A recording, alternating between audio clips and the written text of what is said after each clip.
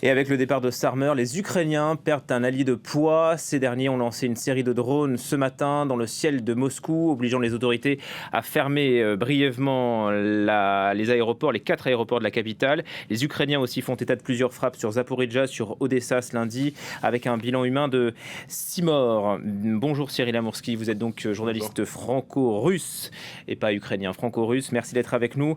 On a vu que ces derniers jours, les Ukrainiens avaient concentré leurs attaques sur Moscou, avec notamment cette attaque énorme sur un site pétrolier près de la capitale russe. Ça nous a valu des images qui ont fait le tour du monde, avec ce panache de fumée qui s'élevait sur la capitale russe.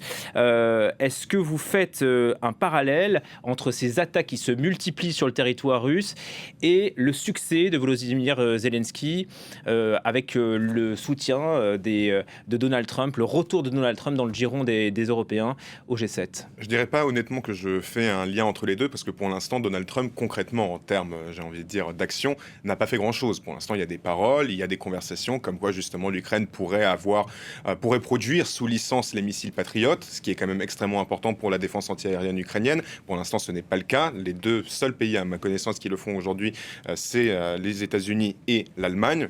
Il se pourrait que l'Ukraine puisse devenir un autre pays à le faire.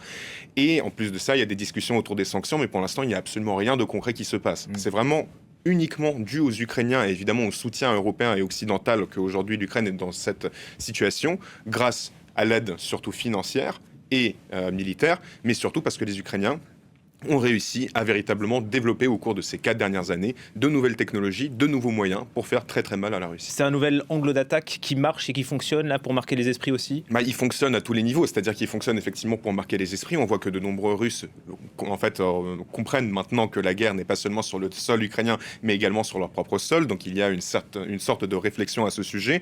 On voit que la popularité de Poutine est en train de chuter. Alors c'est lié à ce type d'attaque, mais aussi par rapport à des coupures de réseaux sociaux, parce qu'on sait que la Russie fait ça assez régulièrement, ou bien Internet tout court.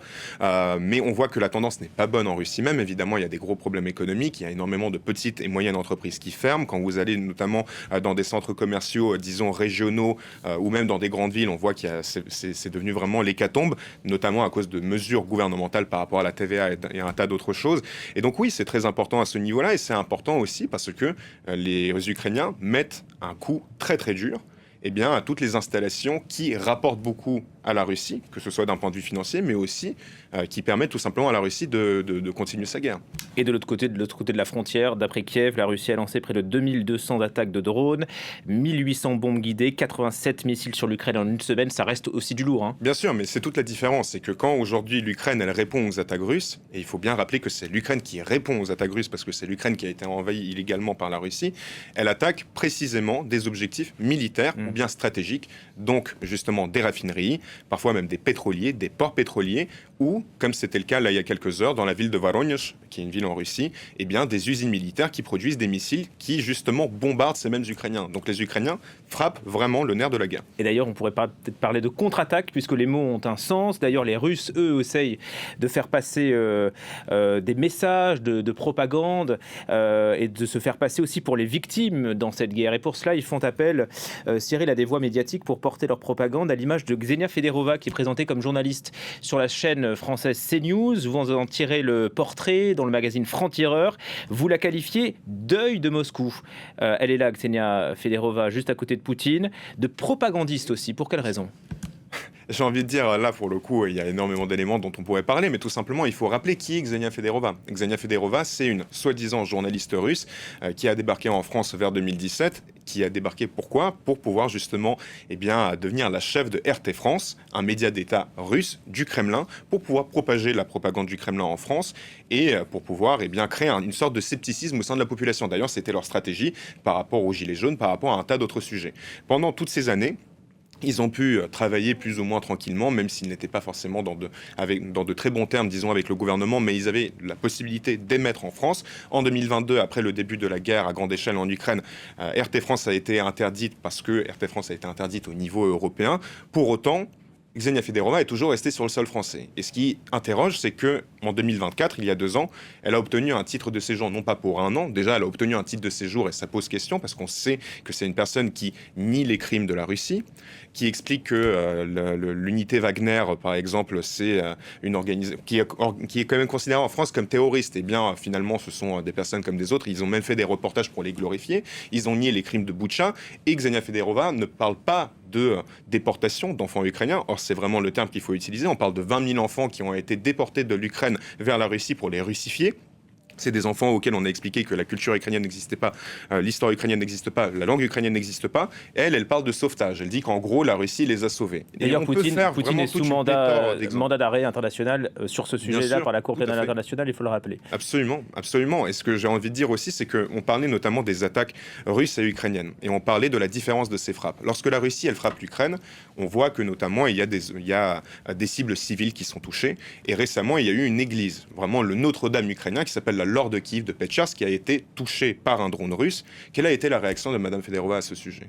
Au lieu de condamner la Russie, ce que absolument n'importe quel commentateur aurait dû faire parce qu'on sait que c'était un drone russe qui l'a fait, elle a commencé à s'interroger sur une probable frappe américaine. Ce serait peut-être en réalité un missile patriote qui aurait touché l'église. Moi, je trouve ça quand même consternant. C'est vraiment de la propagande pure souche. Et c'est toute la différence entre le journalisme et faire de la propagande du Kremlin. Elle n'est absolument pas dans les faits. Qui lui porte la contradiction sur le plateau? Personne. Donc, ce n'est pas de débat, il n'y a pas de débat, elle déroule une propagande, un message? Non, il n'y a absolument aucun débat, il n'y a absolument aucune contradiction, et c'est ce que l'on explique notamment avec Frontières dans cette enquête, c'est que les journalistes qui travaillent dans les mêmes rédactions qu'elle, c'est-à-dire tous les médias du groupe Bolloré, Europe 1, CNews, le JDD, le JD News, il y a énormément de journalistes en réalité qui sont complètement consternés par ces situations, qui ne veulent pas cautionner ce type de propagande, et qui malheureusement sont contraints parce qu'ils n'ont pas de choix, dans la mesure où les chefs de rédaction et Bolloré lui-même imposent en réalité le visage de Ksenia Federova. Et non seulement Ksenia Federova raconte des énormités, balance des mensonges, de véritables mensonges, et j'ai envie de dire tout simplement blanchit la Russie de crimes de guerre et de crimes contre l'humanité. En plus de cela, aujourd'hui, dans ces rédactions-là, elle a un pouvoir de décision. Donc celle qui décide qui sera en face d'elle, qui pourra participer à tel plateau, ce sont des participants, ce sont des journalistes qui vous l'ont rapporté? Bien sûr, mais vous avez des cas de journalistes qui en ont parlé de façon plus ou moins ouverte. Moi, j'ai interrogé par exemple Luka Jakubowicz, qui est un journaliste français qui intervenait régulièrement sur CNews, qui a fait des centaines de plateaux sur CNews. Le jour où il a contredit Federova en disant « Excusez-moi, mais moi je vais en Russie et ce que vous racontez n'a rien à voir avec la réalité », il n'a plus jamais été réinvité. Ouais. Et c'est ça aujourd'hui le problème, c'est qu'on a aujourd'hui une propagandiste, une agent du Kremlin, qui se permet de prendre des décisions au niveau des médias français, et qu'on a aujourd'hui une personne, Bolloré, qui lui laisse le tapis rouge sur ces sujets. Donc c'est Bolloré, vous dites dans Frontières qu'il y a l'ombre de l'homme d'affaires breton Vincent de Bolloré qui détient d'ailleurs CNews, qui plane sur cette tribune ouverte de Federova. Bien sûr, et j'ai pu discuter une fois de plus avec des journalistes, certains restent anonymes, et je ne peux pas citer les médias ni les noms des personnes qui m'ont fait part de ce commentaire, mais ils en veulent beaucoup à Bolloré lui-même, en disant que justement Bolloré explique que c'est soi-disant un catholique. Finalement, ce qu'il fait aujourd'hui en faisant passer ce type de message, ça n'a absolument rien de catholique. C'est vraiment de la propagande russe pure souche. Les raisons pour lesquelles il le fait, on a le droit de se poser en tout cas la question de la raison de cela. Est-ce que c'est des raisons financières? Est-ce que c'est des raisons plutôt personnelles ou quoi que ce soit? Est-ce qu'il y a un compromat? On ne sait pas. Mais en tout cas, ça devrait vraiment nous interroger. Et ce qu'on sait, c'est que la France a quand même un œil très clair sur ce sujet. Elle porte un œil très intéressé sur le sujet depuis des années. Mais elle n'a toujours pas réagi. On dit que l'Ukraine et la guerre en Ukraine, eh bien, c'est un sujet existentiel pour la sécurité de l'Europe et de la France. Pour autant, on laisse une propagandiste russe, eh bien, nous détruire de l'intérieur, utiliser tous les outils de la démocratie française pour pouvoir semer la méfiance, le manque de solidarité et justement créer de la division. Et ça, c'est un véritable problème, et je pense que l'État français doit réagir à ce sujet. Ksenia Federova, influenceuse et non pas journaliste, propagandiste, donc selon vous sur CNews, et on la retrouve aussi dans les milieux politiques. Vous expliquez, et Le Monde l'avait expliqué, elle avait participé au déjeuner inaugural de l'Institut de l'Espérance, qui est un think tank très conservateur, très catholique, avec Annie Genevard, qui est la ministre de l'Agriculture ici en France. Est-ce que l'ingérence russe dans ce cadre-là, dans la politique française. Est-ce une marque de cette ingérence à quelques mois de la présidentielle ? Bien sûr, mais elle est complètement avérée. J'ai envie de vous dire, le sujet de Xenia Federova, c'est vraiment l'arbre qui cache la forêt. Parce que déjà, il y a le sujet Bolloré en réalité qui est beaucoup plus préoccupant, puisque c'est lui justement qui a énormément d'argent et qui prend ses décisions d'un point de vue éditorial. Mais en plus de ça, il y a plein d'autres Xenia Federova en France en réalité. Et Xenia Federova, elle a aussi de la famille qui fait du soi-disant journalisme et qui a infesté des médias différents, que ce soit en Russie, en Europe ou ailleurs. Donc c'est un véritable problème. Et à quelques mois de la présidentielle, puisqu'on aura une présidentielle en 2027, eh bien ça devrait nous préoccuper parce que c'est un signe d'ingérence manifeste. Et aujourd'hui, une fois de plus, Xenia Federova utilise la liberté d'expression en France contre nous, en disant que la France ne fait pas ceci, cela, alors qu'en réalité, elle s'exprime dans tous les médias possibles, et elle crée un climat de méfiance. Et vraiment, aujourd'hui, on doit prendre conscience de cela. Moi, je vous dis ça en tant que témoin de ces situations en Ukraine. Très rapidement, entre 2014 et 2022, il y avait déjà la guerre en Ukraine, il y avait des médias pro-russes qui existaient au nom de la liberté d'expression. La plupart de ces journalistes ont soit aujourd'hui décidé de prendre le parti de la Russie et ont fui vers la Russie, ou bien, en tout cas, ils ont pourri l'état d'esprit et la mentalité de nombreux Ukrainiens qui par la suite sont devenus pro-russes et ont soutenu l'invasion de l'Ukraine à cause de ce type de médias. Donc le danger, il est réel. On pensait aussi que c'est une question de liberté d'expression.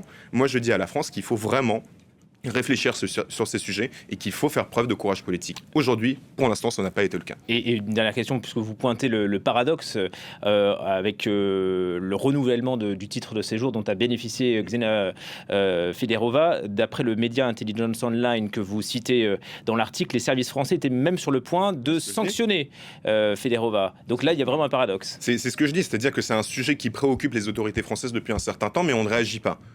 Ça n'a aucun sens. On sait à quel point c'est difficile en France aujourd'hui d'avoir un titre de séjour. Moi, ma copine, elle est russe, elle galère tous les ans pour avoir un titre de séjour, alors qu'honnêtement, elle respecte la loi, elle aime ce pays. Par contre, il y a une personne qui crache en permanence sur la France, qui en plus de ça fait de l'ingérence manifeste dans les affaires de la France et qui fait de la propagande russe, qui est une propagande qui est ennemie par rapport à la France. Et très rapidement, permettez-moi de le dire, qu'aujourd'hui, la Russie, c'est pas que la guerre en Ukraine, c'est aussi des têtes de porc devant des mosquées. Ce sont des étoiles de David qui sont taguées sur les commerces dont les propriétaires sont juifs. C'est aussi des militaires français qui sont accusés au Mali d'avoir massacré des civils alors que c'était Wagner qui était derrière cela. C'est aussi une tentative d'explosion d'un bricorama à Orly. Quand on prend tout ce type d'éléments et quand on sait ce que c'est aujourd'hui l'ingérence russe, on ne peut pas passer à côté. C'est véritablement un danger et il faut réagir de façon sérieuse. Et c'est à lire dans Franc-Tireur. Merci beaucoup Cyril Amourski, journaliste franco-russe. Merci d'être passé sur France 24.